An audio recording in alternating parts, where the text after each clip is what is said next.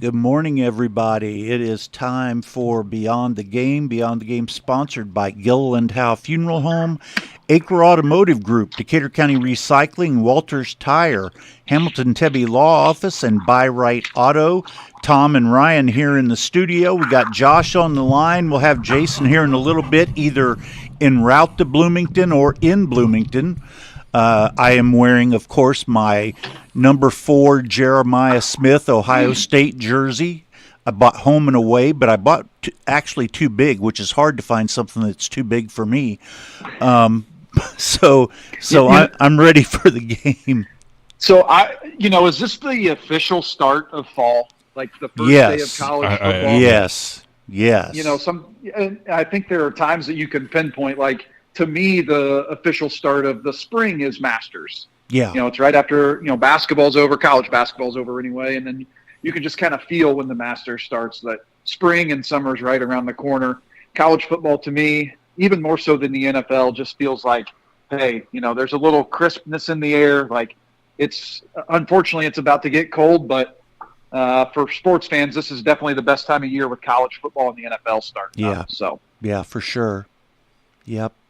Yeah, I've got like an hour where I was down here all week, and we're taking off. I think our flight is not till about 12:30, but we got to get on the road here. Yeah, a little after 10. So I think, Tom, it's your week. It is for the Hot Take Hotel. So we'll do that, and then maybe get into our picks and kind of go from there. Yeah.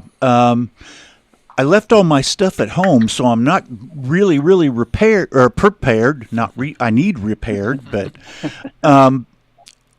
my hot take for this week is that Jerry Jones finally did the right thing and did not give in to a player that wanted just a crazy contract. I mean, he 2 years ago, CeeDee Lamb held out until right before the beginning of the season, like a week before, and he got way more money than he probably should have. Then the next year, last year, Dak Prescott did the same thing. Jerry Jones signs him a week before the season, and he's still making $5 million more a year than any other quarterback in the league, and he's won exactly nothing. And then now with Micah Parsons, the contract that he got with Green Bay is ridiculous. I mean, it's $6 million a year more than the next highest paid defensive player. $47 million a year that he's going to be making over the course of these 4 years. And then on top of it, the contract that Micah Parsons signed had $136 million guaranteed. And the other part of it was, upon signing the contract, he got $120 million. So when he got that contract yesterday, I'm sure they didn't write him a check. I'm sure it was like a direct deposit. But, yeah, he got $120 million in one day. Not a bad day. No, not at all. They got 2 first-round draft picks out of it. They got an all-pro defensive tackle. So I think for the first time in a long time, going back to about 93 or 94 when he decided to fire Jimmy Johnson, and things have been downhill from there, I think he finally made the right decision. So that's my hot take for the week. And we can get into it. I kind of like the deal for on the Cowboys side of the spectrum, but before we get into it, I actually think that you do believe that, Tom. I know you've been critical of Jerry Jones and what he's done, but just the last comment that you made there made me think that you believe it when you said it's the first thing that he's done right since after he fired Jimmy Johnson. And again, I know we're critical of Jerry Jones, but I do think that you believe that this was the right move for Jerry Jones to make. Ryan? I do believe that you think this, because I think this is Jerry Jones, to me, is like your Stephen A, I feel like. And I definitely believe based on previous comments over the last 2 years, that you do believe this wholeheartedly, because one thing that Jerry Jones, like you stated, he does very badly. He lets everybody walk all over him on his team, on anything. Dak last year, everybody in the previous years. So I think finally he made that right decision. So I do think you believe that, but I'm not so sure if I believe it. But I think you do believe that. Well, I guess I did a good acting job this week, because I think he's a knucklehead. He could, all he had to do is, he could have done it last year. He could have done it early in the summer, and all he had to do was get in contact with the agent. Jerry Jones claims that he had an agreement on a contract with Micah Parsons. Well, it's against the collective bargaining agreement to negotiate a contract without the agent being involved. So, he could have got, and the bad part now, and part of it, I guess, that he had to think about is with what Micah Parsons is getting from Green Bay, between Dak Prescott, CeeDee Lamb, and Micah Parsons, they would count $142 million against the salary cap, which is $272.9 million. So they would have had about $130 million to sign 50 more players. So yeah, I think he's a knucklehead. He could have had this. I look at those 2 first-round draft picks. They're late in the first round. They're going to be late in the first round because Green Bay is going to be decent. So they're not going to have that instant impact player in those high 20s draft pick wise. So I still think the guy's a knucklehead. So I can see where maybe this doesn't look like on the surface that it's the best package. And here's the thing, if you, of course, the shock headline is, and what ESPN and all the national media outlets are going to say is it's a terrible deal. He got fleeced and all this. Well, it's not just the trade of 2 first-round picks and Kenny Clark, who is about to be on the wrong side of 30 for a defensive tackle for Micah Parsons. It's also what'd you say, Tom? The $140 million guaranteed. If he got $188 million, $138 of it guaranteed, and $120 million at signing. Yeah, and so look, the Packers have put themselves in a situation where they already didn't have a good run defense last year. I think they were 22nd in expected yards per attempt, 22nd in the league defensively. They traded away their best run defender, Micah Parsons. Although he is the most dominant pass rusher in the NFL, he was in the 60s as far as run defense goes.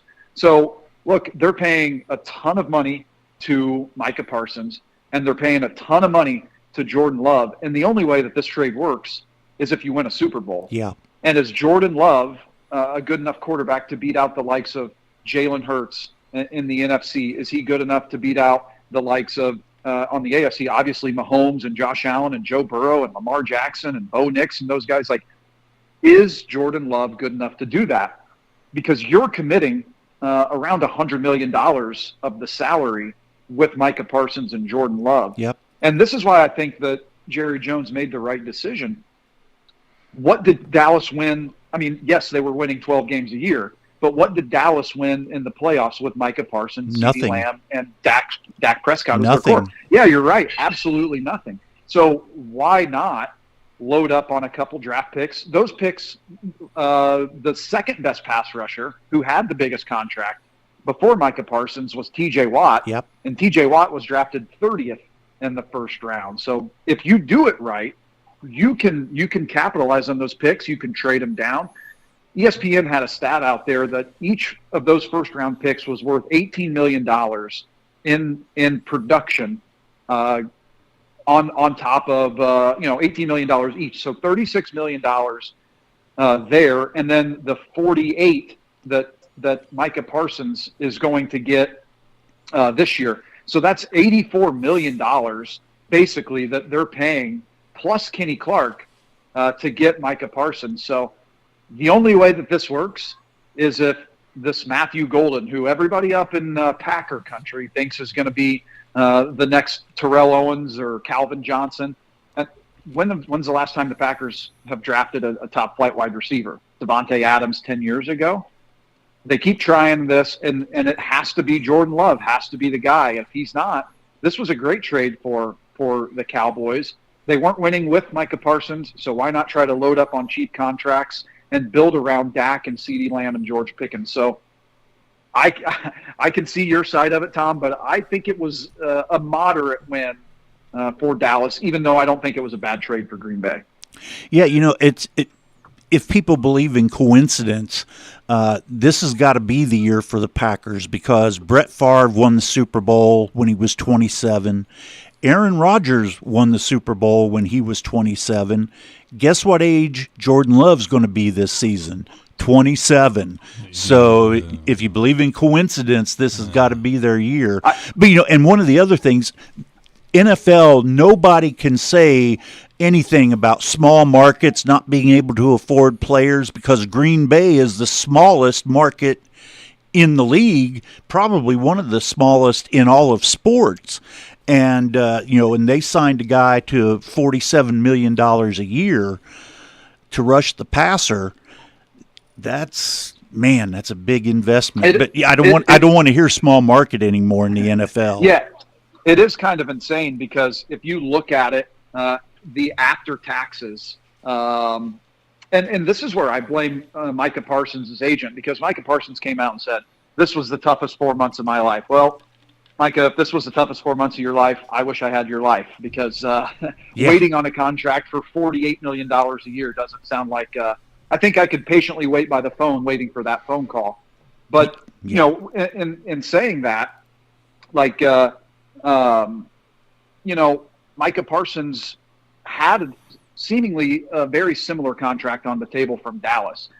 And when you take out taxes, because $48 million is $48 million, but even if Dallas offered him $1 over what TJ Watt was making, which was around 42, he went to Green Bay. He moved to Green Bay for about $800,000 of total money when you take out taxes and everything after that. So, and you're living, and trust me, I live in Wisconsin. I know what winters are like.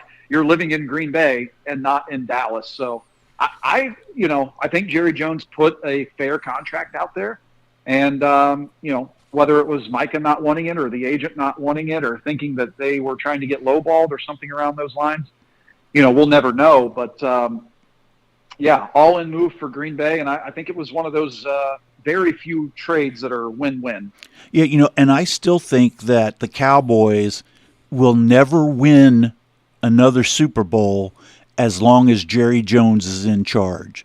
And he's going to be in charge until his time comes for him to leave this earth. So I don't think they'll win anything with him in charge. Yeah, no, where are the stats that have backed that up, to kind of disprove what you're saying? I mean, they haven't won anything since they got rid of Jimmy Johnson, and Jerry Jones kind of went rogue, and he's the GM, and, he makes some puzzling moves, but I think there's just something along the lines of, that bad karma that he has for getting rid of Jimmy Johnson, and when he shouldn't have, after, back-to-back Super Bowls? Yes. 3 in a row? No, back-to-back? Yeah, two in a row, and then Barry Switzer won one a couple years later, but it was with Jimmy Johnson's team. So I count that one for Jimmy Johnson too. So they had 3 and 4 years, and that was just right after Jerry Jones bought the team, like 3 years after he bought the team for $140 million, and now the team's worth over $10 billion. Yeah, there are case studies in what has happened with this type of trade for Micah Parsons. This one kind of hits home because right when the Bears were on that cusp of taking that step, they traded for a 26-year-old Khalil Mack, and they gave up 2 first-round picks and a third-round pick. They got Khalil Mack and a second-rounder back, so very similar trade packages. Well, how did that work out for the Bears? Not very well. Jamal Adams was a safety. He signed a massive deal. It was safety with the Jets, signed a massive deal and a sign and trade that went to the Seattle Seahawks. I think he was released within 3 years, and they gave up 2 first-round picks for him. You look at the Russell Wilson trade, 2 first-round picks, multiple, maybe 3 first-round picks for Russell Wilson to go to Denver. That didn't work out. The Deshaun Watson trade, 3 first-round picks. We all know how that worked out. $240 million guaranteed, and he's played like 9 games. Yeah. So, like I said, the headline for this for the national media is, what's Jerry Jones doing? He got fleeced. But if you look at the trades that have happened in this similar style, they really haven't worked out for the trade or for the team trading for the superstar. Yeah, Ryan? Yeah, I don't think this is a bad trade either way. I don't think it's going to work out for either team. I think, Green Bay is going to be Green Bay. They're going to manage to win either, 8 to 10 games, and they're going to find themselves in the playoffs. We all expect the Cowboys to be a 5 or 6 or 7 win team this year. New head coach. You still have Dak Prescott. I mean, I think this is it's a win-win trade for both teams, but it's not going to amount to anything. So in the long run, this trade's going to be forgotten, not by the people who are in it, but by us. And Josh, you brought up a lot of the trades that happened in the last couple years that have turned out to be really bad for both sides, and I think this is going to be one that over the next couple years, it's not going to work out for either team. Green Bay, like I said, they're going to continue to win 8 to 10 games. They might have an off year, they might have a really good year, but it's not going to be because of Micah Parsons. And Dallas being able to have a better defense, it's not going to be because Micah Parsons isn't on the field or is or was. It's not going to be because of that.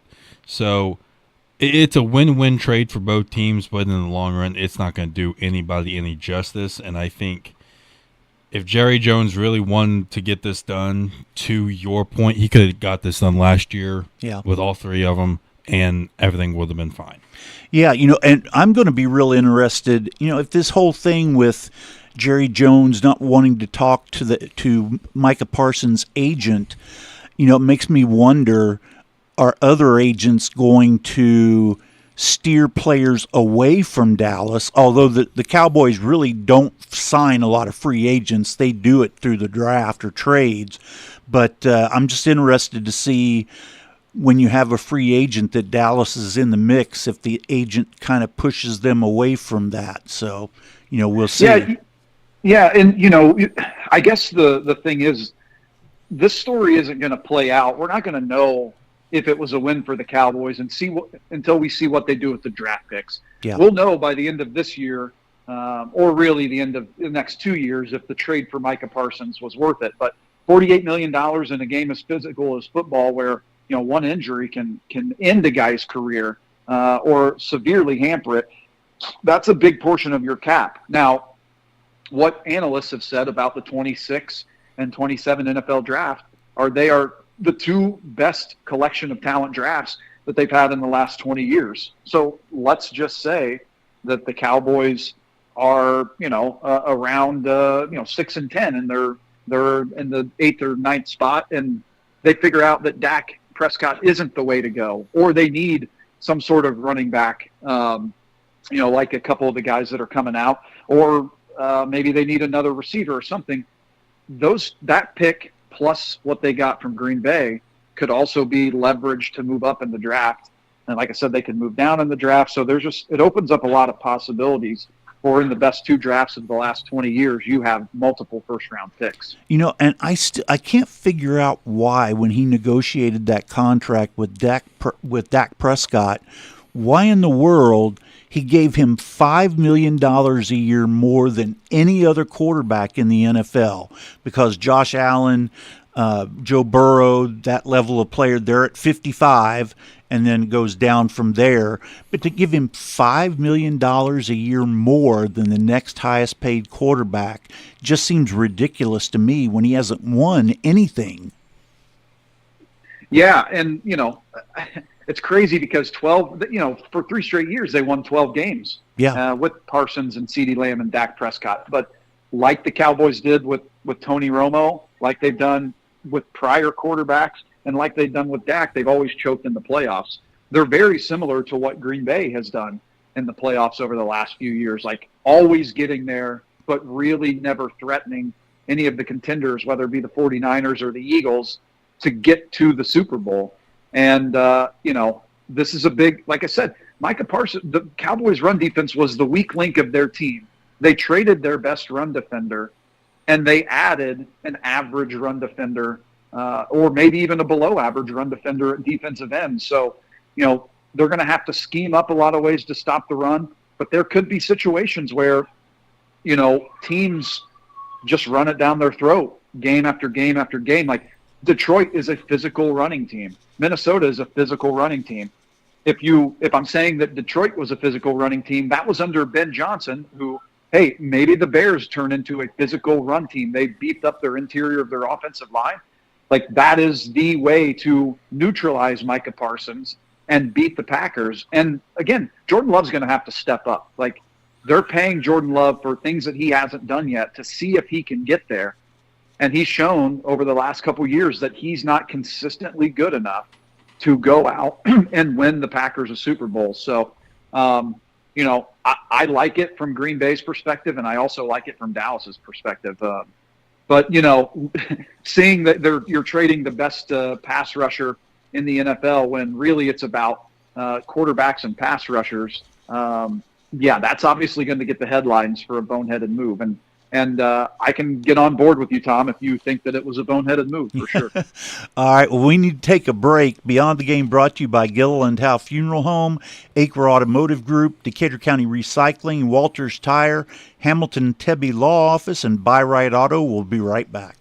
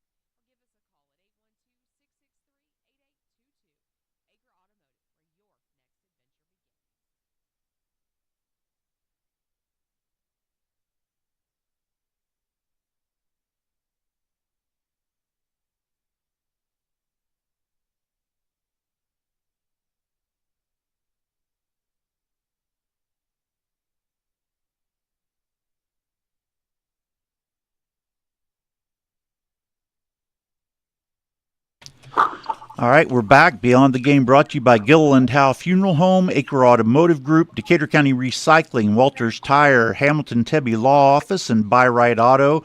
Tom and Ryan here in the studio. We got Josh on the line. I do want to mention Overtime with Messer, a new show on WTRE on Wednesdays at 6 o'clock. That's what formerly was known as the Coaches Show. It's available on WTRE Radio on YouTube.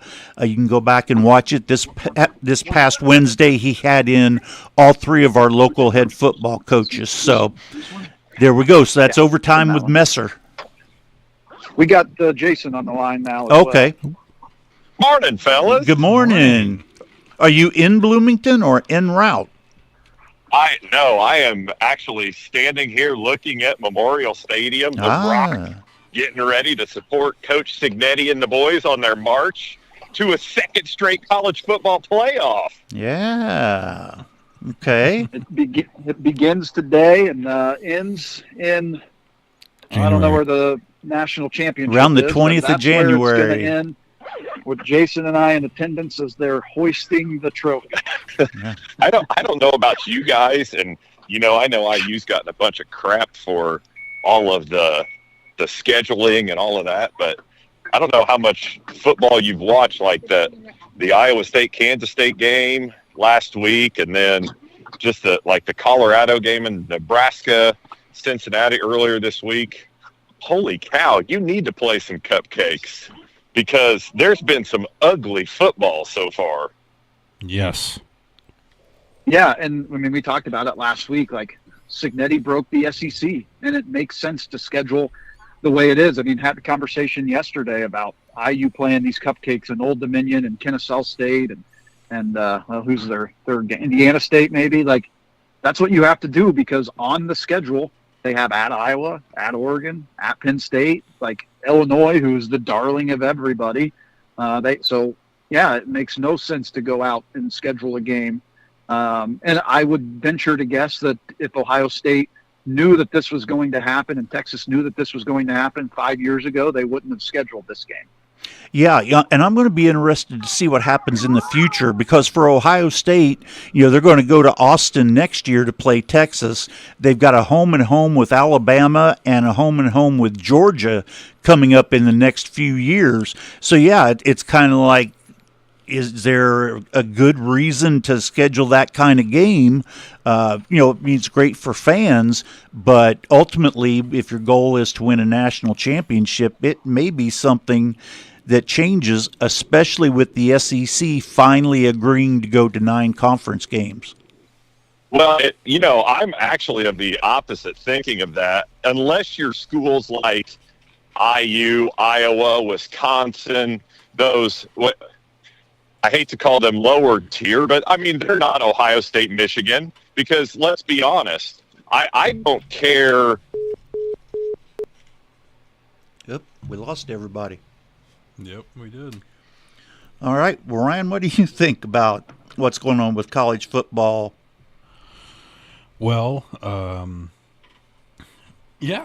Jason's point, the games I've watched, you do need to schedule a cupcake here and there, because it genuinely, the last week and the couple games I watched yesterday night, if you are not prepared for a tough week 1 opponent, then I'm going to let everybody who doesn't really know in, you're not ready for this year. You're just not. Central Michigan went into San Jose State last night and won, if that tells you anything. Okay, we got the guys back. Yeah, let me merge Jason in. A little technical difficulties as we're taking off for the airport. So let me get Jason back in here. This is high speed with having the conferencing to call in. I mean, that's high speed. Yeah, I need to start doing that. Call in from home. But Brian, I'm sorry I interrupted you. You were talking about college football and the scheduling. Yeah, but you definitely need to schedule a few games that not boost your record, but to get you through the doorstep of this season. Because, Colorado last night, they looked better than they have, but the clock management at the end of the game is what got them. Yeah. And then you look, last week with Kansas State and Iowa State. That game, last year with Georgia Tech and Florida State, nobody really knew what you were getting out of Florida State. Some people knew what Haynes King and Georgia Tech was going to be able to do, but that completely changed the dynamic of, I think, all of college football that year. This year, it definitely seems, and it's to Jason's point, you're going to need a couple of those games to get you through the doorstep. And I think the first big game that's going to answer this is Texas and Ohio State. Yeah. Whoever wins this game is going to be ready. Whoever doesn't win this game, whether it's by a field goal or a touchdown or it's a blowout, they're still ready. But maybe in the back of their head, they might realize maybe scheduling an opening game that's a home and home isn't always the best way to go. Maybe you do need a couple of those games to get you through the doorstep. Yeah, agreed. Yeah, but what I was saying before Josh fumbled, get that football pun since we're on college football opening day. Especially now that there's talk that the playoff is going, I shouldn't say there's talk. We all know the playoff is going to expand. Teams like Texas, Ohio State, Alabama, Georgia, Michigan, and honestly, even probably a USC and definitely a Notre Dame, those names don't have to worry about losses like this, because especially in a 16-team playoff system where, the Big Ten's trying to get, a guarantee of 5 teams in from the conference? Yep. I mean, and we've already said it about this year, whoever loses that game today, it means absolutely nothing to their season. They have every opportunity to still make the playoff. But, and I do think, and this is where I'm going to be here, they didn't listen to all this talk about IU and their schedule. The committee looked at what they saw on the field. It wasn't, the decision wasn't made in the court of public opinion, because if you look at Twitter and listen to ESPN and all of that, they're going to say teams like IU don't deserve to be in because of their preseason schedule, where thankfully, I think the committee just looks at your whole body of work. How are you playing? Like IU last year, their schedule may not have been the toughest. Once you got to the end of it, they had the defending national champion, the defending national runner-up, and then the teams that they did beat, they went out and sent a message each and every opportunity that they had. So I think, thankfully, the committee doesn't look at it like that. But I'm not fearful at all of these games going away, because especially if it gets up to that 16-team mark, a loss that early in the season will do absolutely nothing to diminish your playoff hopes, where, it used to be in the BCS days where you had four teams got in, it was it. I mean, if you lost week 1, you could be the best team in the country for the rest of the season, and you were still holding your breath there towards the end. So I don't have any concern as a fan that those games are going to go away, if I'm being honest. Well, did you guys read about the proposal that the Big Ten had to expand the playoff to either 24 or 28 teams and do away with conference championship games, and the Big Ten and SEC would get guaranteed 7 spots in that playoff? It's crazy. Well, I think that was more of they knew it wasn't going to get to that point, but what it does is, okay, now we compromise and we get it to 16 where we want it. I doubt that was, and I could be very wrong, but I doubt that was a serious proposal. That was okay, you don't want to go with what we want, let's throw something outlandish out there so that we kind of land in that soft spot in the middle, which is exactly what they wanted from the beginning. And like I said, I could be very wrong, but that's how I'm reading that situation. And even with the 16 teams in it, IU in the next, I think, 29 and 30, they play Notre Dame in a home-and-home series. So with 16 teams, if IU continues on their upward trajectory like we all think they're going to do, that game shouldn't matter for them to get into a 16 team. You're going to have teams with 3 losses in there. So really what you're going to have to do is take care of the Big Ten schedule and schedule one of those games, because I don't know if strength of record or what is going to be the ultimate decider, but the IU in this current situation, they're going to have to go out and beat Old Dominion by 40. They're going to have to go out and beat Indiana State by 60. They're going to have to take care of business and not just cover the spread by a little bit. They're going to have to cover it by a lot. And for the next couple years to kind of get over that court of public opinion that their schedule is extremely soft. Hey, Josh, I know that you have to take off here pretty soon. You want to go ahead and do the picks? Yeah, we're driving up here, so I have a little bit of time. We can go ahead and get to the picks. Okay. All right, this is going to be weird for me. I've never actually done this. But, in 2 weeks' time, it will be your last week, unless you come in every now and then. I'm going to be here. Which we hope your retirement is longer than it lasted. My goodness. Shortest retirement in the history of radio. Ryan. You hope that it's longer? You trying to get rid of Tom? What are you doing? I'm not... I'm not trying to get rid of him. You can't push the Godfather out the door. What are you doing, man? But I want him to be able to have an actual retirement this time. Yeah, that's never going to happen. But with all this being said, Tom bestowed upon me to be able to do the picks this year. So we have the enforcement data. We wanted to know what your plan was. We have a plan. What actions you were taking? We're hearing something strange.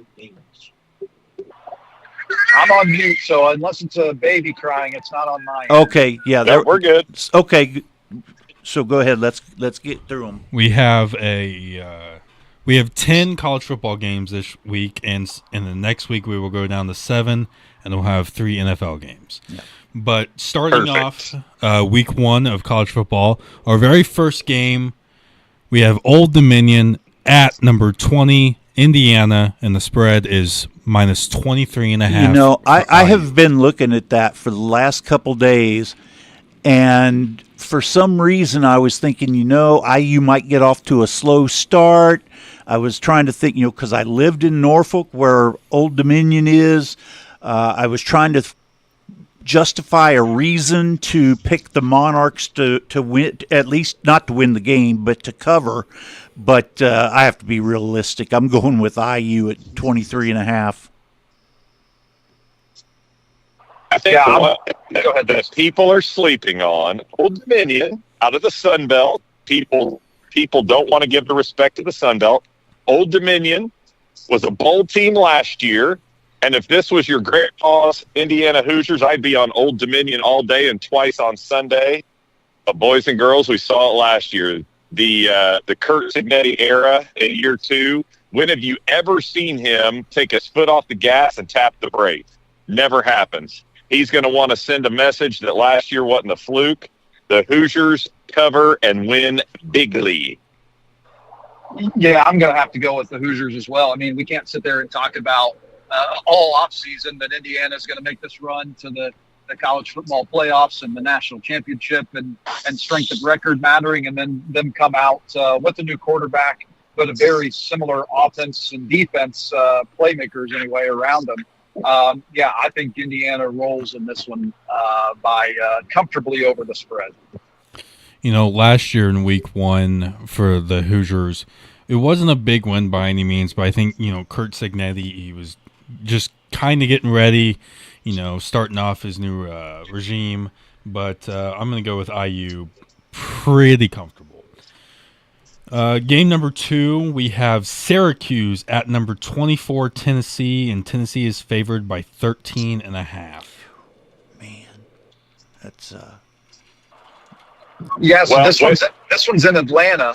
I don't know much about Syracuse. The only thing that I know about Tennessee is they lost their quarterback, but is that addition by subtraction with all of the headaches that he had in the offseason with his transferring and wanting more money in the NIL. So, like I said, I don't know much about Syracuse, but in Atlanta, it's going to be a big Tennessee contingent. and I think they're going to be out to prove that they don't need Nico to get back to the college football playoffs. So I'm going to go with Tennessee to cover the spread. Yeah, I agree. Is Cooper Kupp or Christian Layton are suiting up at quarterback for Syracuse, because they just seem to get cast off Duke basketball players as their quarterbacks.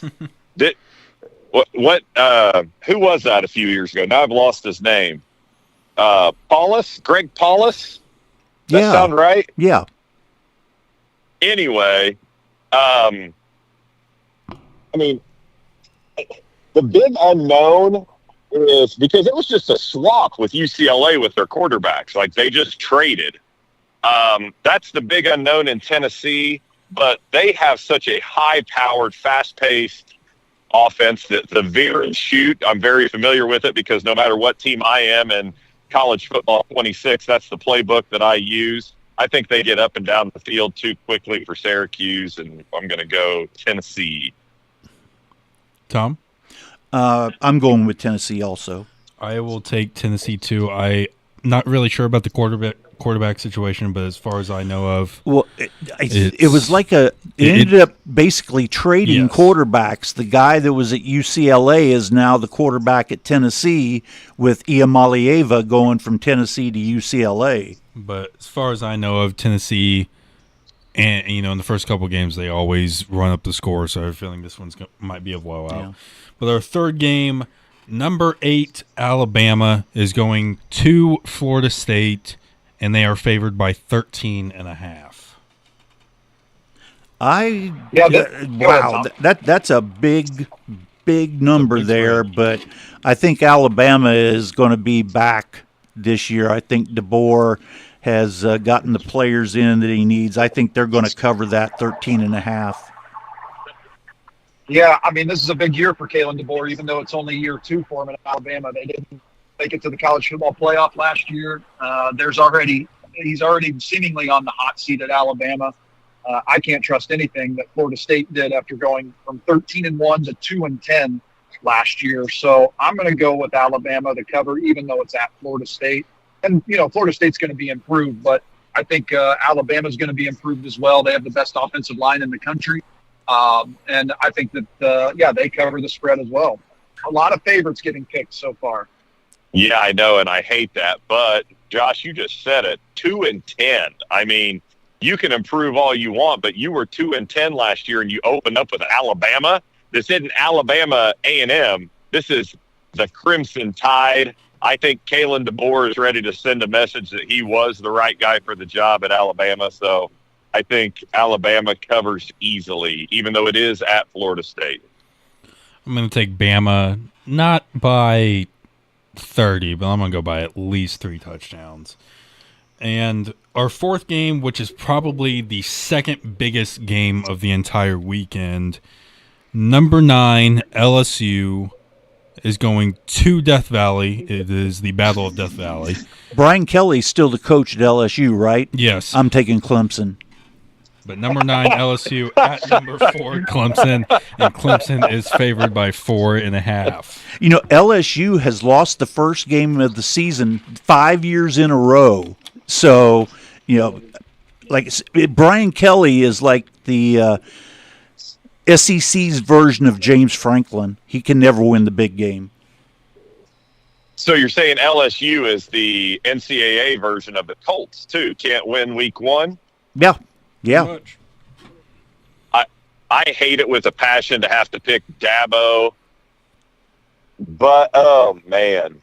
I can't get past the whole Brian Kelly and week 1, just like you, Tom.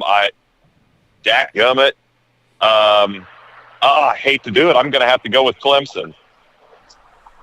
I'm going to have to go just against the grain a little bit, even though I think Clemson probably covers the spread. I'm going to have to go with LSU. I think it's important for Brian Kelly to get off of this week 1 schneid that he's on since he's been at LSU. Let's football. It's a pep. And seeing as we don't like either Brian Kelly or Dabo, I have to change it up for just the sake of the show. So I'm going to go LSU to cover the spread, but I think Clemson's going to win. I'm going to go so outlandish. This isn't even going to be funny. The Fighting Brian Kellys are going to win this game, and they're going to win by at least 2 touchdowns in Death Valley. Wow. Clemson's Death Valley, not LSU's Death Valley. Yeah, that's lowercase DV, I think. Yeah. All right. Tom, did you make? Yeah, we know Tom's pick for sure. For that one, Clemson. Yeah, Clemson for sure. All right, game number 5. We have Utah at UCLA, and Utah is favored by 5.5. I will tell you right now that Utah is going to be the group of 5 or group of 6, whatever they're calling it now. They're going to be the representative as the highest ranked conference champion for the non-power conferences. And I think I'm going to do one of Ryan's jobs. I think that Utah is going to win by at least 17 points over UCLA. So I'm going with Utah. UCLA is getting a lot of talk as being much improved this year and things of that nature. And like, Tom, I'm going to let you say it like Nico Iamaleava. What? Thank you. Easy for you to say. I know he's coming in, and he had all this hype at Tennessee last year. And you can't tell me Tennessee's roster is not better than UCLA's. And he was just okay. He was on. Yeah, he was the reason that they were in some games, but he was also almost the sole reason why they lost a couple of games. Just look at how he played in the playoff game against Ohio State. He was horrible. Yeah, exactly. And I know this is a big if because the last 2 years it hasn't happened, but if Utah can stay healthy at the quarterback position, I'm with Utah. I think they could be that group of 5 representative in the playoffs. So give me Kyle Whittingham, right? Isn't he the coach there? Yep. Still there. I think the Fighting Utes get it done, whatever a Ute is. Yeah, I can't get behind Deshaun Foster as UCLA's head coach after that media day he had last year, which was pretty rough. I know they have Nico now, but there's no home field advantage out playing in the Rose Bowl. There's probably going to be more Utah fans than there are going to be UCLA fans. So I think UCLA is going to be battling for just to get the 6 wins to get to a bowl game. And I'm in agreement with you guys that Utah is going to be the group of 5 representatives. So, but that defensive front that that defense that they always seem to have, all they have to do is stay healthy at the offensive positions, quarterback and skill positions to make that run. So, yeah, give me Utah. I'm going to take Utah, and not going to go by a big margin, but I would say comfortably. Now, on to probably the third biggest game of the entire weekend. Number 6, Notre Dame is traveling to number 10, Miami, and Notre Dame is favored by 2.5. I would say with that game, if Notre Dame wins this game, they will be one of the top 4 seeds in the playoff. That they win this game, if they win this one, yeah, they'll win the rest of their regular season games. I'm going to go with the Fighting Irish. I was a lot more nervous about this game until yesterday, and I got to thinking about it. I know Carson Beck is now with Miami, and he was the quarterback of Georgia, and oh my goodness, what a great pickup for Miami to get, after Cam Ward graduates and you get a guy like Carson Beck. But then you stop and think about it. Was Georgia not in the playoff last year? They were. And who was their quarterback last year? Carson Beck. Would you not think Kirby Smart wants to get back to the playoff again this year? Absolutely. If Carson Beck was that good and they wanted him that badly, you don't think Georgia could have found the money to keep him there? Yep, exactly. Yeah, absolutely. And so I flipped my thinking on it. And it's like, I'm not saying Carson Beck is bad, but I also don't know that he's going to be the jolt that Miami needs. He's not Cam Ward. He's not even in the talk. Shoot, I don't even know that he's in the draft conversation to begin with. So I feel comfortable picking the Irish. I know C.J. Carr is a freshman that they're starting, but anytime you got a dude like Jeremiah Love on your roster, if they get any sort of lead whatsoever, Marcus Freeman now, can we finally say he's broken the curse and he's got some things figured out after what he was able to do last year after that inexplicable early season loss? I think we can. I think Notre Dame goes in, and when I say comfortably, I think they win like 30-20, 27-17. I think they win by 10, so they definitely cover the spread, even though they are favored, I guess. But I'm going to have to go with the hard-hitting analysis here. Notre Dame is going to cover the spread just because Carson Beck fumbled the ball when it came to one of the Cavender twins, so he's off the list. If he can't even make decisions smart enough to do that, how can we trust him to beat Notre Dame's defense? So, he's out. Notre Dame covers, and Carson Beck continues to struggle in life. Notre Dame by probably about 2 touchdowns. I think early on Notre Dame will probably struggle. Usually they always do in the first half, but if anything, this game reminds me a lot of the college football playoff semifinal between Notre Dame and Penn State.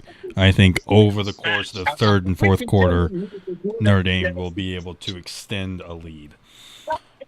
Our next game is in Atlanta. It is Virginia Tech taking on the 13th ranked South Carolina. And South Carolina is favored by 7.5. This is a tough one, but I think Lenora Sellers is going to start his Heisman campaign today. I lived in Columbia for a year, so I have to stick with the Gamecocks. I'm going with South Carolina. Anybody? Jason, go ahead. Okay. I think South Carolina is going to be better this year. I think they are overrated at 13th.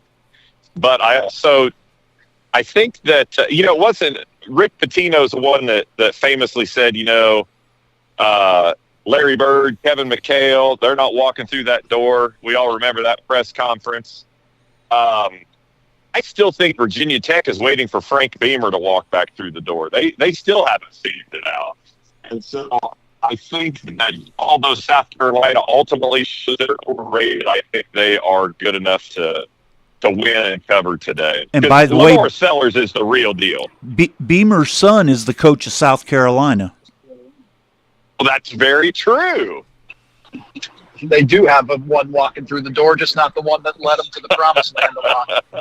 I'm gonna go with Virginia Tech to cover here. I mean, I do believe in Lenore Sellers being on that early Heisman watch, but look, South Carolina got the SEC bump. They moved up in the rankings in the offseason after all the player movement was going on.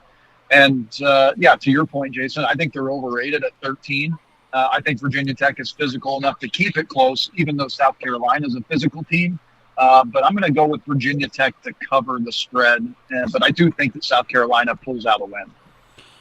I do believe that South Carolina is massively overrated at number 13. But Virginia Tech, I think, for the rest of my lifetime is destined to be a 6-6 team. And I think one of their wins will not come this week. So I'm going to go with South Carolina. Our next game, TCU at the Fighting Bill Belichick's. TCU at North Carolina, and TCU is favored by 3.5 points. Yeah, on this one, I really am going to be interested to see this game and see how all these additions, the transfer portal guys that Belichick brought in. But I'm going to go and say that Jordan Hudson's boyfriend is going to lose his first game as the head coach at North Carolina. So I'm going to go with TCU on this one. Yeah, I'm going to go with TCU. I have no faith that Belichick, first off, he wasn't great the last couple of years in New England without Tom Brady. Tom Brady ain't walking through the door at North Carolina. I don't know if he knows how to assemble a college roster.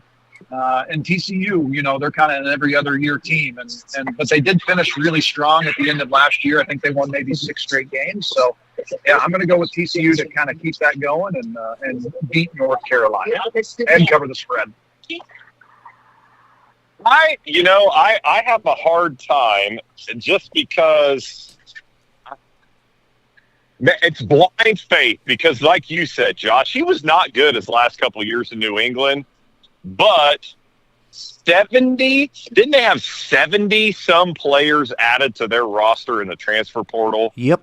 And what'd you say the spread was, Ryan?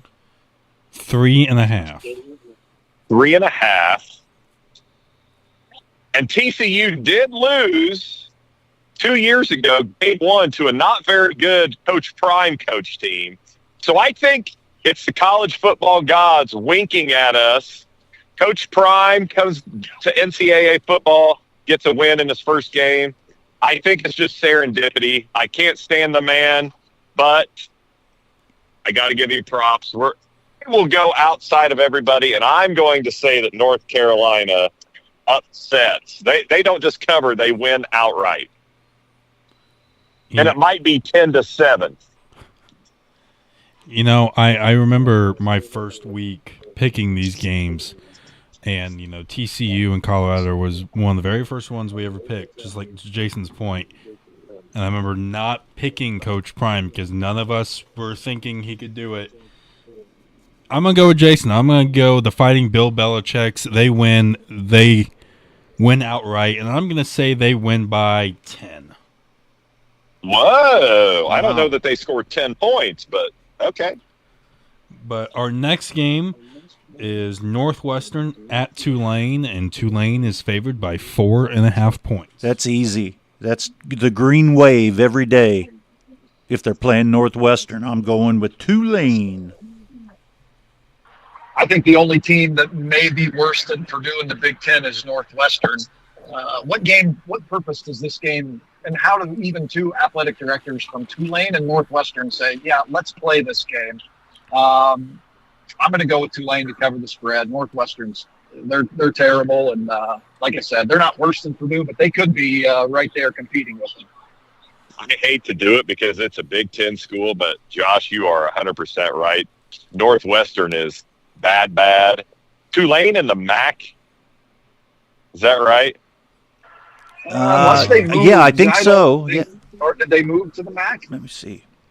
Are people going to be talking about an upset over a Big Ten team? I don't know how it's an upset when a team is this bad. So give me Tulane to cover.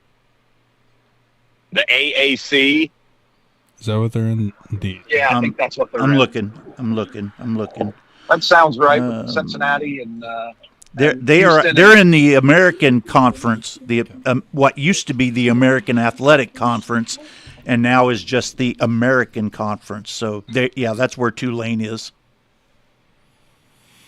Yeah, I mean, I don't see a way that Northwestern comes within 2 touchdowns here because Tulane over the last several years has been a touchdown scoring machine. So I'm going to go with Tulane here. Now, our final game, we do have a tiebreaker for this one. The biggest game of the weekend, pretty much the biggest game. We already picked the biggest game of the weekend. Yes. We already picked IU and Notre Dame. IU is the biggest, yes. Okay, so the JV game of the week. Yes. Number 1, Texas travels to the Shoe against number 3, Ohio State. This game takes place in a little over 2 hours. Ohio State is favored by 1.5. So, and your tiebreaker will be points combined. Okay. We'll save you for last, Con, because I want to get a little bit bigger of a breakdown from you and what you think for Ohio State this year. But I have to go with Ohio State. I talked about my lack of faith in Arch Manning. That doesn't mean that I don't think he's going to be a really good quarterback, but with Ohio State playing in the Shoe, Ohio State has the best player on the field at all times. I know Julian's saying this is going to be his first career start, and Texas's defense is solid, but I think Ohio State has too many weapons with Carnell Tate and Jeremiah Smith. So I'm going to have to go with Ohio State to cover the spread here. And what was the over under? Let's look. I want to say it was 50. It was 50 something. The over under is 46.5. 46.5. I'm going to go with the over, and I'm going to go 28-21 Ohio State for 49. So I think that if we revisit this conversation in 3 months, we will look back and say Ohio State had the better season overall. But to me, the biggest question mark in this entire game, because let's be honest, these teams are so ridiculously even across the board. Like, I don't know that you can get a much more evenly matched game, especially this early in the season. But what's the biggest wild card going to be? Is Ryan Day willing to fully give up play calling and not get in the way? Because last year when he finally did that and trusted Chip Kelly, look what happens. They become national champions. I have this sneaking suspicion that this is going to end up being a lot like their first trip to Oregon last year, where, I mean, they scored going up and down the field, but they couldn't stop a nosebleed, and that turned into a track meet. But I have a feeling that they might stall out a couple of drives when it feels like we have to score here, sort of thing. And I think Ryan Day gets in his own way. I think that ultimately Texas wins this game. Although, again, I think when we get to the end of the year, we will say that Ohio State had the overall better season. But I think Texas wins outright. And I think it is going to be 31-24. So that would be 55 points, right? If I'm doing my Greensburg math correctly. Yep. Ryan? This game, I swear, after, about 3:30, I'm just going to be glad that we can finally see Arch Manning. I'm going to be glad that we can finally see, for the very first time against a true opponent, what he is. Yeah. Now, whether or not he has a Heisman caliber year or he has an Anthony Richardson type of year is yet to be seen. I don't know what to expect out of either quarterback, because Julian Sand, outside of playing with him on College Football 26, there's not much to see. Arch Manning, everybody expects the world out of him because of his last name. I don't know what to expect. I think this game is going to be one of the best games of the entire year, all the way, till the end of the season and pretty much the end of January. I am going to pick Texas to win outright.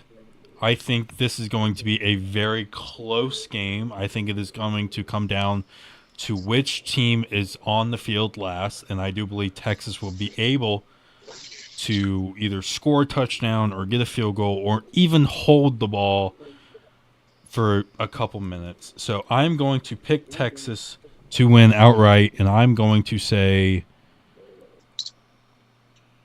27-24, so 51. Well, Ohio State is replacing 8 players on both sides of the ball. So, but ultimately, first of all, as I wear my Jeremiah Smith jersey, he better have more than one catch for 3 yards like he had against Texas in the playoff. Brian Hartline better find a way to get the ball to him more than that. It's going to come down to what happens in the trenches. There are questions with Ohio State about their depth at defensive tackle. I think their defensive ends will be okay because Tuimoloau, he only played well in big games. He didn't play great every game. So, he's gone. Caden Curry taking his spot. I think the defensive ends will be good. Back 7 of the defense is great. But it's going to come down to the trenches. I obviously have to go with the Buckeyes. 24-21, so 45 points. And we Tom, need. do you have that? Oh, sorry. Do you need to take a break? Yeah. Do you need to take a break? Yeah. Hey, real quick, Jason, you're going to have to call in. I need to jump off here. So I will. All right. Safe have the travels, hot take. Josh. Yep. Thank you. I'll have the hot take next week. And it's not going to be Indiana winning the national title because after they beat Old Dominion by 50 today, that won't be such a hot take. So it will not be that. But enjoy the game today. You guys have a good weekend. I will talk to you all next week. Yeah. Hey, Tom, text me the number I need to call. Okay, I will. All right, Beyond the Thanks. Game brought to you by Gilliland Howe Funeral Home, Acre Automotive Group, Decatur County Recycling, Walters Tire, Hamilton Tebby Law Office, and Buy Right Auto. We'll be right back.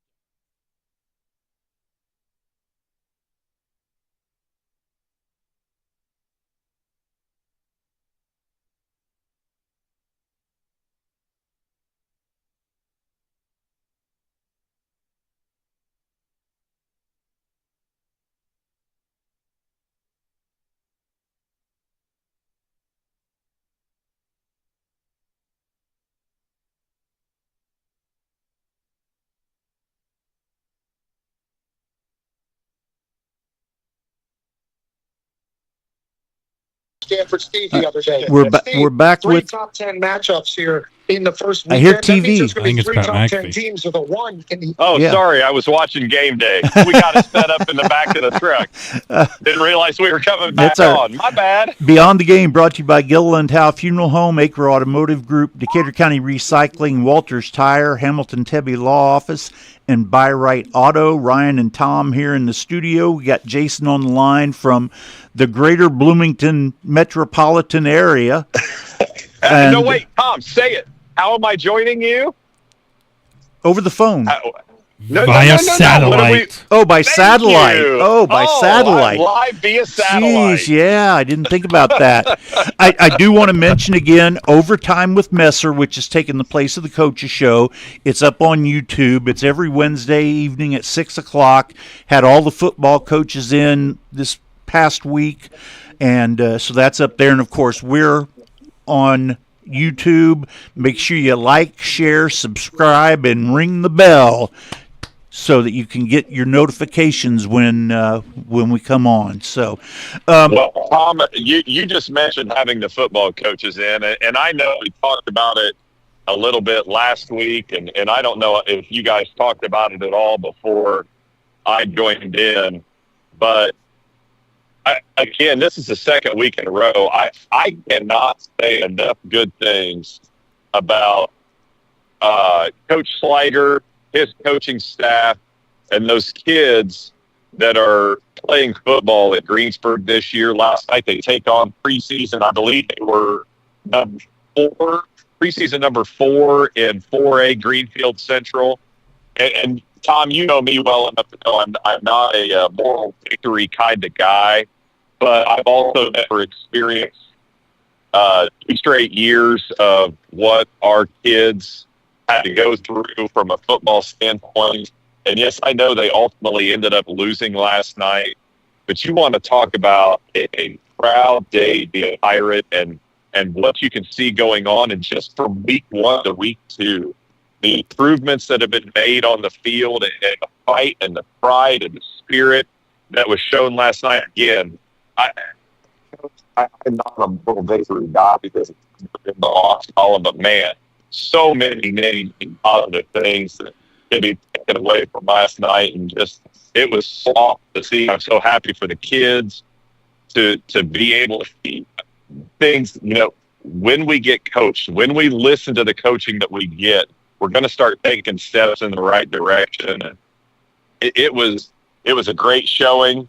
Hate the fact we ended up having to lose, but I really hope that they learned some things about themselves last night. That hey, we're going to be right there and give ourselves a chance in these games we have coming up. And so just want to shout them out. Huge congratulations. Extremely proud of them. Proud to know that I'm on the coaching staff at Greensburg High School, and it was awesome. Yeah, the transformation is amazing, what he's been able to do. And, of course, you know, his last job was at Rushville, and he turned that program around. And I think from what we've seen to this point through 2 weeks, he's got him on the right track. It may not show up in the record this year, but it's going to come. He's going to build a program that is going to win a lot of games. So, yeah, I think a lot of people last week thought that Greensburg would really get slaughtered against Greenfield Central, but they played tough the whole game. Well, Tom, last year the game ended up being canceled, and the rule doesn't kick in until the second half. We could have been running clocked at the end of the first quarter. It was 35-0 after the first quarter. 1 quarter. Wow. And last night the final score was 34-21, I believe. 30. Yep. And we don't even give up a grand total of 35 points. And it's 19-14 going in to the fourth quarter. I mean, if I had one word, if I was only given one word to describe what you see, it's pride. And that word can be used in so many different ways to describe the things that you see going on, from the approach that the kids take to the pride that the coaches have and the product that's put out on the field. And you can see the pride building in the kids to do it the right way, to do it the way that you're coached to do it. I'm so excited for them, and it was a really cool thing to see, because it's almost one of those things you could feel it going through the stadium. The belief, it started on the field and started to creep its way up the stands and things like that. You could really feel it, and it's an awesome thing to see, and just hope that continues as we move forward. Yeah, you know, I'm going to be honest with you. You know, for a kid who, you know, went to Greensburg, you know, I graduated in 2021, and I went to most, if not every, football game when I was in high school. And over the last couple of years, even when they built and renovated the stadium, I did not go because of what the product was and how we were portrayed to other people because of who was on the sidelines. And I will definitely say, if I ever get a Friday off, the things I've heard about Coach Sliger and everything about this team over the last 2 weeks, and even actually the last couple months, hearing like rumblings of what they've been able to do in practices, I want to go. I want to go see, not just because we have a nice stadium now or a nice turf field or we have a pirate ship or any of this, but because the love that has been restored for football at Greensburg over the last couple months, it's back, and I think that's what people in this town want. It's the same way with Jason and girls basketball. It's the same way with Colin and boys basketball. It's the same way with Alex Meyer and the baseball team. It's the same thing with all of our sports. We want the kids to succeed, and when we see them succeed, we want to support even more and even more and even more. And I think that's something I can say personally. So I'm grateful for Coach Sliger and for the kids, because I remember when I was in high school, Greenfield Central would beat us by 40 and 50 points. So to know that it was 19-14 going into the fourth quarter just amazes me, and it proves that this team is ready. They might not win a lot of games this year, but it's the fact that the product on the field is so much better, and that's all we ever wanted. It's amazing what a little bit of coaching will do. Yes. Every time. Hey, Jason, we started off, I had the hot take today, and it was about the Micah Parsons situation, and my hot take was that everything that Jerry Jones did was correct. He did the right thing throughout. Josh and Ryan both thought that I believed that, and I said I still think that Jerry Jones is a knucklehead for how he handled the whole thing. So, Jason, you have any thoughts on that situation? You just gave away the punchline of the joke there, Tom. But I would have said that in seeing how this whole thing played out and then learning more about it as the week went on, I would have said, regardless of your argument, and knowing you over these last few years, I don't think in any way you believed it. It's one of those situations, and here's the thing, and this is no knock on Jerry Jones from this perspective, because I'm not trying to be an ageist or anything, but you got to think Jerry Jones is a man of the South. He's 81 years old. 82 years old. He's obviously from a different generation, and no knock on him, but he legitimately thought this handshake deal that he had done was ironclad. And you like to be able to take people on their word, and that they stand on their word, and that their word is their bond and all these things. But unfortunately, that's not the way of the world anymore. And all of these professional agents all of these professional athletes have agents. There's no way this deal was getting done without this agent being involved. It just wasn't. Well, in the collective bargaining agreement, you can't negotiate a contract without the agent. So that handshake deal, whatever, it violated NFL rules, because you can't do that. You have to have the agent when you discuss contracts. And there again, that goes back to my point that Jerry Jones is just from a bygone age. And I have a hard time. You don't become a billionaire like Jerry Jones and not the rules. But you also don't become a billionaire like Jerry Jones without doing, backroom deals and things like that. And I think he thought he was getting one of those backroom deals when he was having that conversation. What was it, back in, was it April he kept saying, or February, whenever it was, that he was having with Micah Parsons. And, we come to this handshake deal. He thinks it's done. Well, if it's not in writing, it's just like Micah Parsons said. What happened after that meeting? You just kept seeing the level of contracts go up and up and up and up and up for people around him. And he's like, now, wait a minute. I'm one of the top 2 or 3 defensive players in the game, and you want to sign me for almost $10 million less than what these other guys are getting? Yeah, on the surface, that initial contract sounded good. And Jerry was serious about it, he should have gotten it in writing. But to me, the funniest thing about it is, and again, I'm never going to knock a guy that's able to be a billionaire, because you don't become that by not being an incredibly savvy businessman and things like this. But I also love the fact he's just like the new owner of the Mavericks when they claim, oh, we're a better team now and all this. I'm sorry. But first of all, the Cowboys weren't great to begin with this season, in my opinion. And now you lose either the best or second best pass rusher in the NFL in Micah Parsons. Like, what's the old saying? Don't pee on my shoes and try to convince me that it's raining. Yep. That's what he's trying to do to Cowboys fans right now. Oh, we're a better team. We got better. No, you didn't. You didn't. Because what he took to now is what everybody in the NFL does, and that is, oh, look at the draft picks we got. But, well, what is a draft pick? A draft pick is the great what if. What if? You don't what if with Micah Parsons. You know exactly what you're getting. And so lock him into right now. Because what do they always say the NFL stands for? Not for long. Your window of success in the NFL can shut instantly. And so I think Jerry Jones fumbled this in a huge way. I have no sympathy for them whatsoever, because I can't stand the Cowboys, if we're being honest.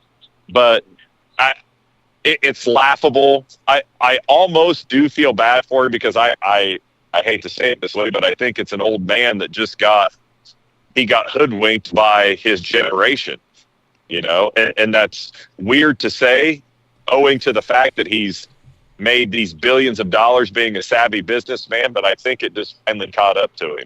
Yeah, it has to be a sad day to be a Dallas sports fan, because you had the Luka trade, which was completely unexpected, and I don't think anybody thought that Micah Parsons was actually going to get traded. So you had two of the biggest superstars in Dallas that have been traded away because of ownership. So, yeah, I think it was knucklehead. There were talking heads yesterday asking which trade was worse, and I can't in any way say that the Cowboys trade is not the worst, simply because, and again, I get it, draft picks being the great what if, but the Mavericks looked like the fools of the NBA for a while, and trading away a top 3 to 5 superstar for the foreseeable future, possibly if he gets and stays in shape, could be the face of the league in Luka Doncic. But they got quite a good consolation prize in getting the number 1 draft pick and then getting to draft Cooper Flagg. Whereas, what are the Cowboys going to get? Because they've already paid their franchise quarterback, so you're not going to, let's say for whatever reason that pick turns into the number 1 pick. I don't even know if that's possible. But let's say it does. You're not going to draft a quarterback, because if you draft a quarterback at number 1, nobody drafts a quarterback at number 1 and says, well, why don't you sit behind Dak Prescott for the next 2 or 3 years? That's not going to happen. So maybe that turns into a few more draft picks. Well, now, what have we done? We just stacked up what ifs. And I get it. Draft picks are the best capital in the NFL you can get. But you also don't have Cooper Flagg sitting out there like the Mavericks did. I can't see that as anything but maybe one of the biggest fumbles in the history of the NFL, the way that turned out. Yeah, I agree. Yeah, it's just, I can't even try to think of a good reasoning between either of them. The Luka one, gosh, that was a night to remember, wasn't it? Yeah. But the whole Micah Parsons thing, it reminds me, it's not super similar, but it is. It reminds me a lot of Miles Turner, somebody who wanted more money and didn't want to stay, but some people like myself, even thought he would take maybe a discount or something and stay. But you know what? Like we talked about earlier, I think it's a win-win for both teams. We won't know for, the Cowboys until the end of the year, but we'll know pretty much right away with the Packers if this trade ends up working out for them. But either way, the only way either team wins in this is if one wins the Super Bowl. Yeah. And neither of them are. So I think at the end of the day, it's a win-win, but you can't really say anything other than that except, well, if one wins the Super Bowl, good for them. If the other one doesn't, well, neither of them are. I still can't I can't get past the point, though. Go ahead. I think to that point, though, like you're talking about not winning the Super Bowl, the Cowboys weren't going to anyway, but they got a lot further away. The Packers, let's be honest, the NFC is totally up for grabs this year because I think the Eagles offensively are still going to be pretty good. I think defensively they lost a lot. So but I would say going into the season, they're going to be the class of the NFC on paper. But past that, who else you betting on? I mean, Jordan Love has shown that he's one of the best up-and-coming young quarterbacks in the league. I question if they have the playmakers, but now you add up Micah Parsons to that defense.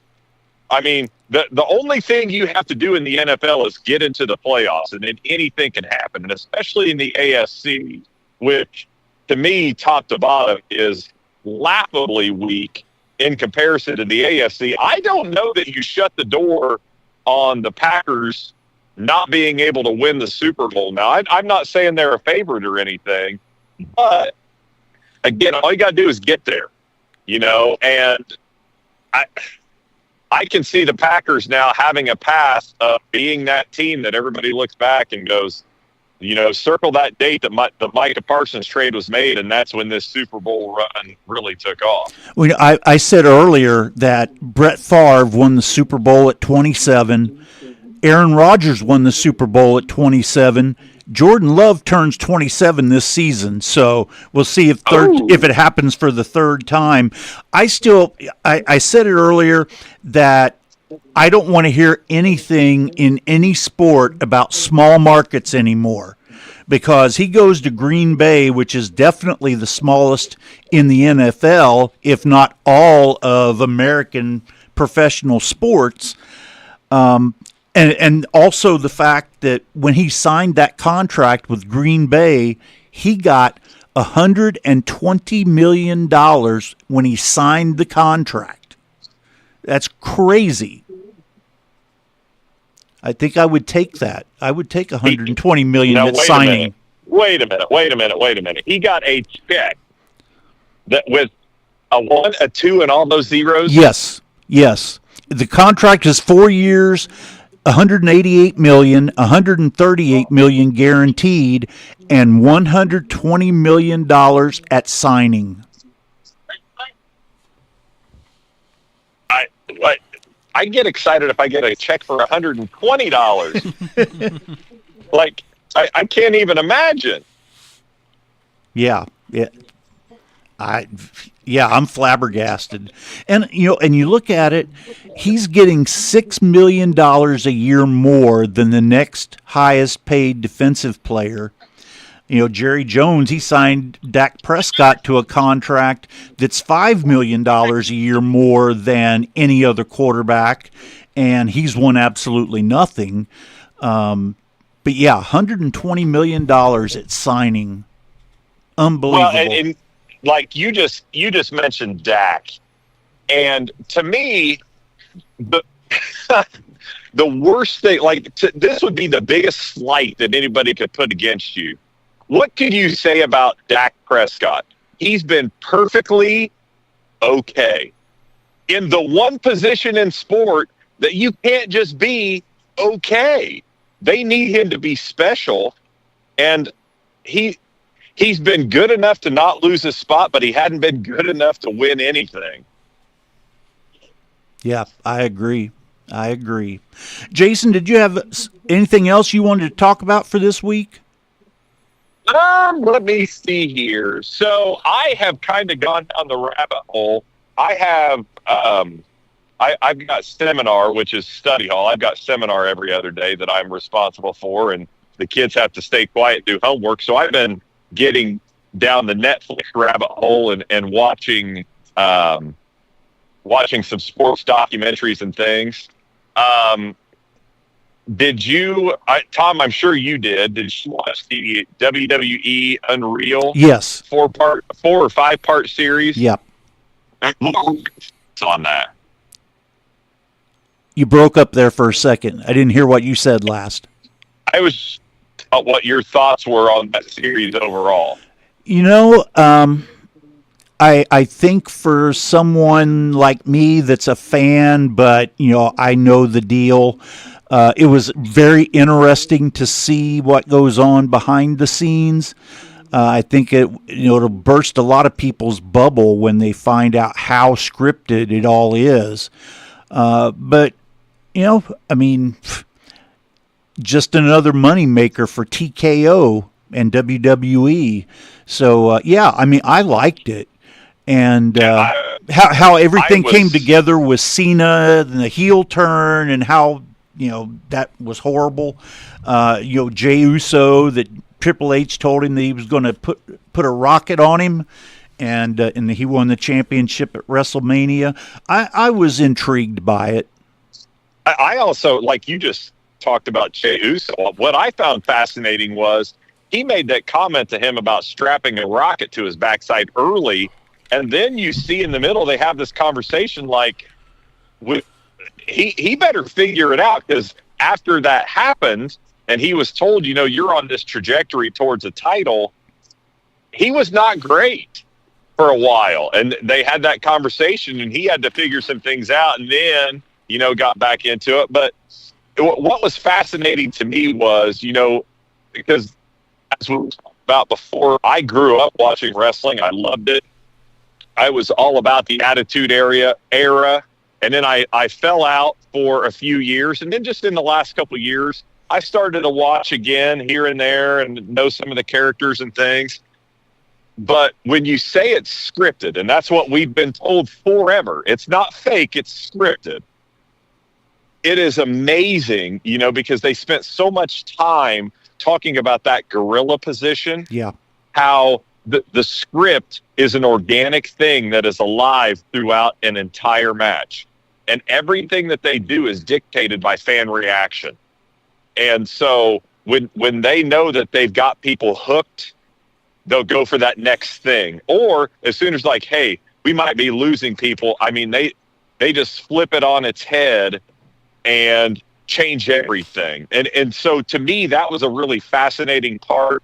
And then we saw it was Charlotte Flair against Tiffany. Tiffany Stratton. Tiff Stratus. If anybody ever says it's fake, she broke a tooth in that match that they were showing. And It was not like on purpose or anything, but it just happened because of all the high flying and things that they do. And so, that's always been an knock on wrestling, is that it's fake. It is far from fake. It is scripted, but I've been enthralled by that. It kept my attention incredibly well.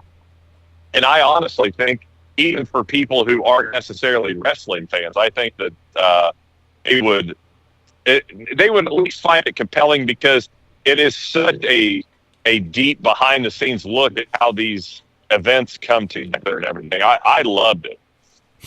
As somebody, in the younger age who has really seen the backstage evolve over the years, I loved every second of it. I think some of the producers and writers had a few cold beverages before they made some of these decisions, because some of these decisions that they decided to make were stupid. But beside the point, I loved every second of it. I think the mental take and the mental toughness you have to have a job like this, to not only go in every morning and stay there till, sometimes you're there for 20 hours or whatever, and not only have to deal with that, but sometimes the fan backlash and all of this stuff and the company backlash, and have to deal with the money side of it and everything like that. I think on a level like that, it's one of the hardest jobs in the world to do. But going back to, I loved every episode. I watched every episode in detail. We watched it multiple times. I think my favorite part is when they fully describe gorilla position. Yeah. Now, don't get me wrong. I've known what gorilla position is my entire life. I always knew until, I was probably about 10. It's a real sport. It's predetermined. When they go out there and they're talking, usually outside of a few couple people, they have to read a script, and that's what they say on camera. Yep. To bring it to the conference, But heel. the gorilla position nowadays, where they're sitting just like how we are with monitors and all this stuff, and they're pressing buttons to talk to referees and talk to the commentators, and the referees are talking to the wrestlers and making sure they know, okay, we're going to go here, we're cutting this out, we're cutting about 5 minutes off, we're going here, we're going here. It is fascinating on how quickly it is able to be produced in a manner that is sometimes not great, but sometimes also perfect. And I think the one that got me was, it was a Madison Square Garden between Punk and Rollins, and they had to no, it wasn't. It was the Netflix debut where they overran by about 3 or 4 minutes. Yeah. And everybody backstage was going crazy because they thought, when in reality, they had to cut out about 10 minutes of that match just to be able to fit it, and they still overran. Yeah, I don't understand that part of it with Netflix, because Netflix doesn't have to say, okay, we have to be done at a particular time. Mm-hmm. So yeah, and one of the other things I got out of it, I'm a huge Rhea Ripley fan, and after watching that, I'm an even bigger fan of her. Rhea Bloody Ripley. Yeah. Love her. Well, I think one of the things, too, that really caught me early, and I appreciated so much, and this is how you know they're good at their job. You're convinced these people hate each other when they get in the ring, but then you see them when they step back behind that curtain. Everybody back in that room is so supportive of one another, and before they go on stage, like, they know they're putting on a show, and it is literally like you're watching a Broadway production. Like, go out, hit your spots, sell your role, all of these things. And what was so cool, too, was, if you're a wrestling fan, the history and story of CM Punk and how he left because he felt like he was getting overlooked and things by WWE and could never headline WrestleMania and things like that. Well, then just to see truly how much it meant to him, to not only be involved in the Netflix debut, but then to get his chance to headline a WrestleMania.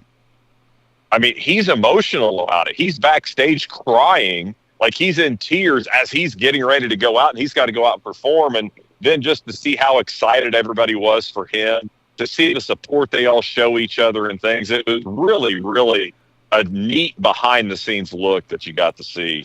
And you have to wonder how it all works in a situation like Rollins and Punk, because they literally do not like each other, but they still have to work together to follow the script, and to have to learn a new script, on the fly. Yeah. 2 or 3 times a week, you're learning all this stuff, and you have your producer that goes through the moves that you're going to do and how that's all going to work. It's amazing how they put it together. Go ahead, Jason. I was going to jump to something else. If you got something no, more that's on good. this, Yeah, go right ahead. Nope, Go ahead. Go ahead.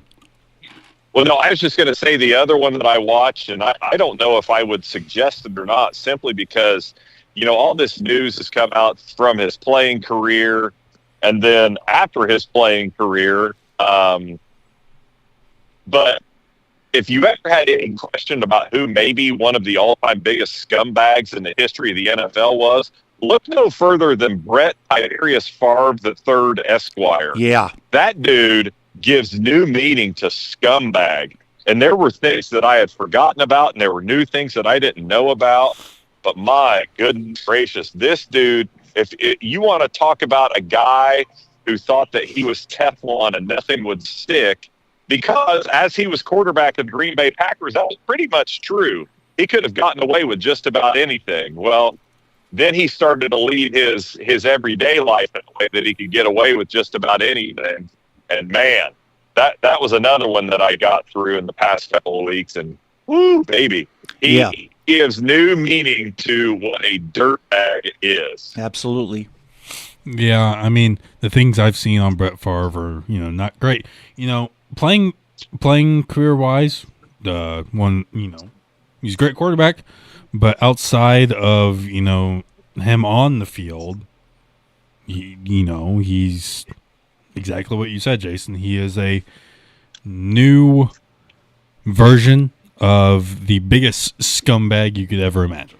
Yeah, I mean, for money that was supposed to go to people, if I remember correctly, that were struggling during COVID, that's where that money was supposed to go. Brett Favre gets however many millions it was to build a volleyball arena for Southern Miss because his daughter was on the team. It just... Oh, Tom, go ahead. It got even worse than that. It wasn't just like COVID relief money.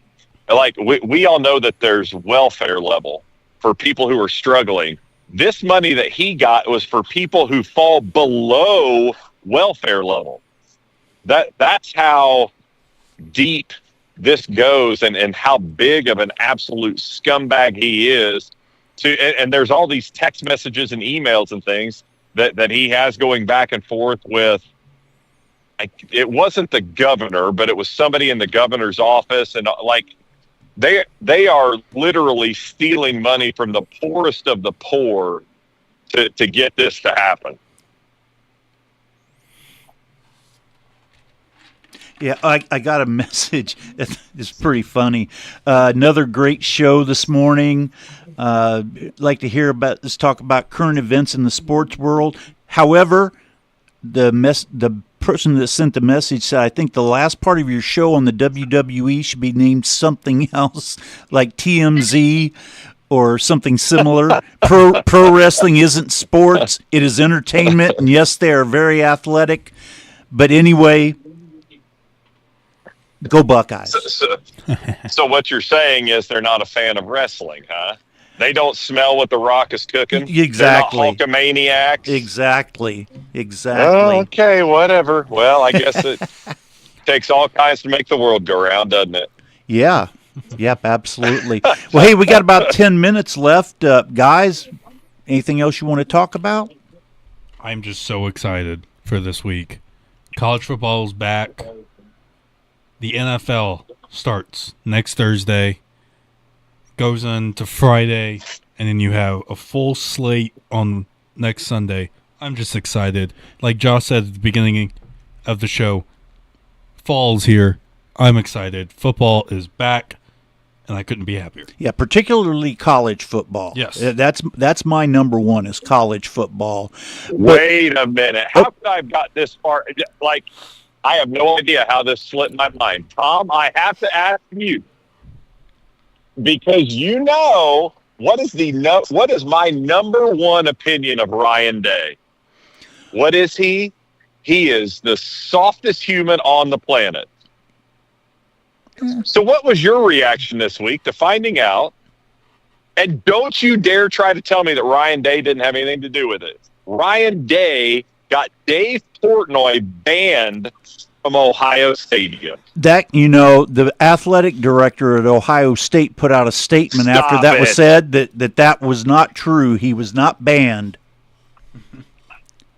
I I have a sneaking suspicion that that was true until yet another organization, and just add Ohio State to the list, found out just how deep the Stooley Nation runs. And if you do anything at all to their founder and leader, Dave Portnoy, there is going to be backlash. But yet again, just add it to the list of reasons why Ryan Day is the softest human on the planet. Because to me, that's what makes a rivalry good. And I get it. You're not happy. You got your butt kicked the last 4 years. And Tom, you'll know this statistic. What's the record overall the last 20 years? Oh, Ohio State by a lot. Because just in the last 10, Ohio State is 6-4. They've only lost 4 in a row. Ohio State won 7 in a row. Day won his first one, so they had 8 in a row, and then now the 4 in a row for Michigan.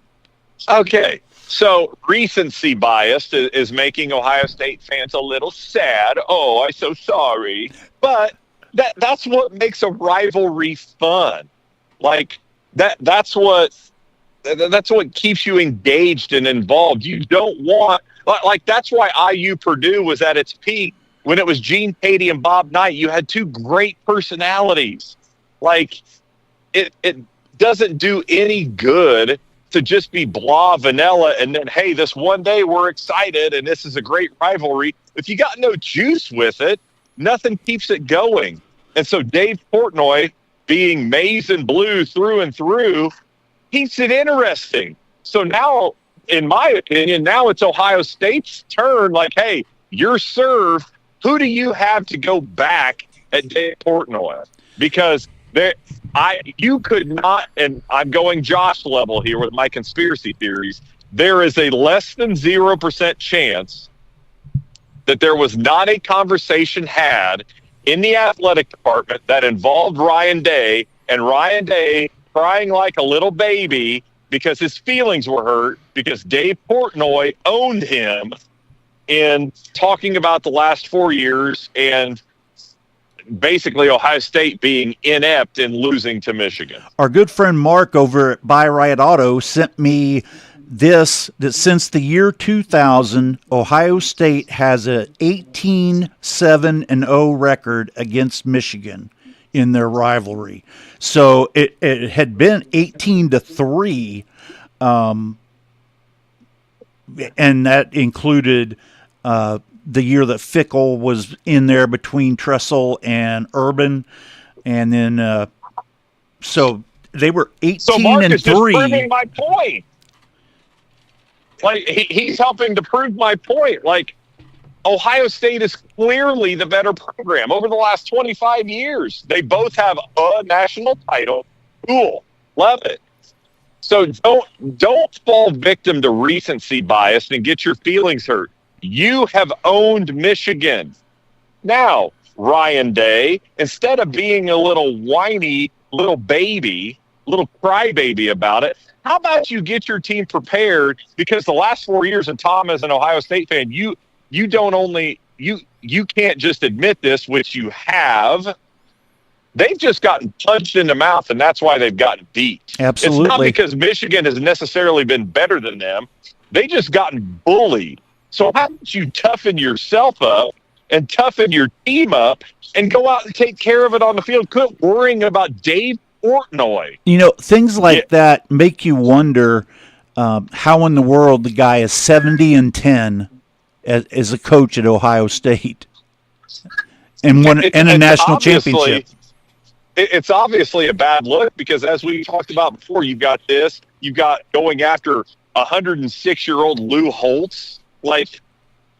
How about we go after low-hanging fruit a little bit more, Ryan Day? Why don't you worry about toughening up your team if it hurts your feelings so much? But again, talk about a guy that can't get out of his own way. I get it. It's no fun to lose to your rival. You lost again last year. But guess what? You got a pretty darn good consolation prize. Yeah. And there are people that are saying that the national title doesn't mean anything because they lost to Michigan. I'll take a loss to Michigan and win a national championship. That's what it's all about. But Ryan Day has only won the Big Ten once, and that was during the COVID year where they only played like 6 games. Asterisk, that doesn't count. There's Right, an asterisk next to that. They shared the title with Indiana. Yeah. So, No. it's... But to your point, like as an IU fan, I would take a national title over every year. And if, like, let's say in basketball, we went 0-2 against Purdue, cool, don't care. We won the national friggin' title.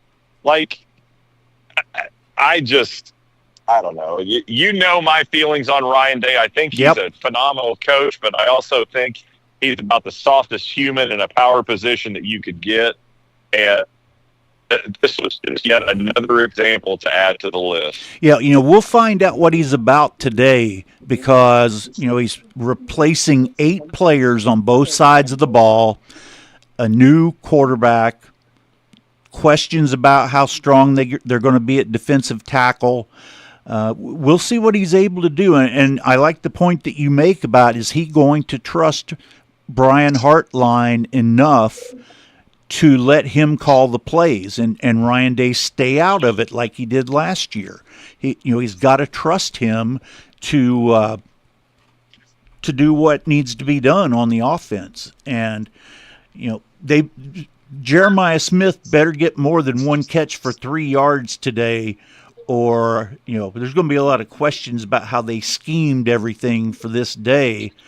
And, I don't think that'll happen. I think Jeremiah Smith will have a big day.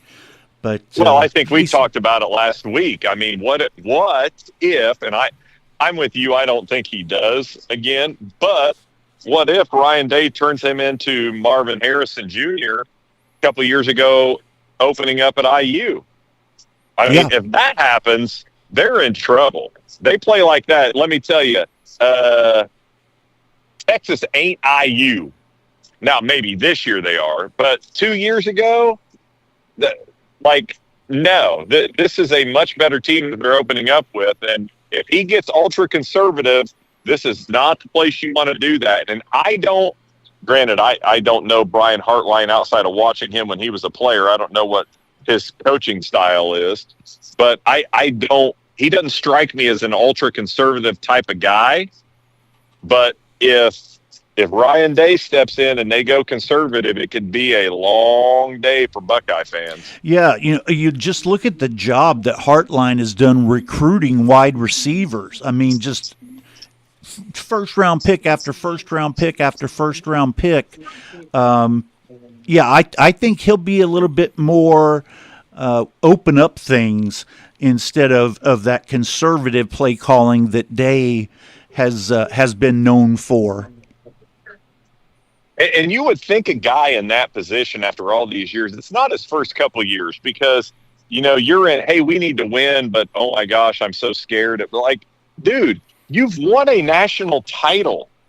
It's okay to not be conservative. And, I mean, year in and year out, is Ohio State ever outside of, we'll go a wider range, or are they ever outside the top 10 in recruiting class? No. They got trouble. They got trouble coming up, though. But, historically, you're a top 5 to top 10 recruiting class every year. So you're replacing talent with talent. And now with the transfer portal and the amount of money that I'm sure your football program spends on getting your players in and NIL and things like that, like, dude, trust in what you've got. Trust in your system and either give all of the play calling duties to Brian Hartline, or at least when you do it, I mean, show a little backbone and don't be scared. Don't coach the game scared, because I get it. They've only lost 10 games, but they've gone about every single game as the favorite, and they're losing games that, even if they're not the favorite, they're probably even. They haven't been like big underdogs in any of these games. And when you're even with somebody, you do something to stand out. And he just goes ultra conservative, and it's come back to bite you.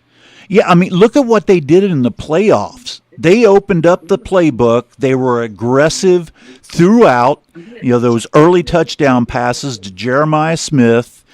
That play against Notre Dame when it was 3rd and 8 and they threw it like 40 yards down the field to Jeremiah Smith, and that clinched the game for them.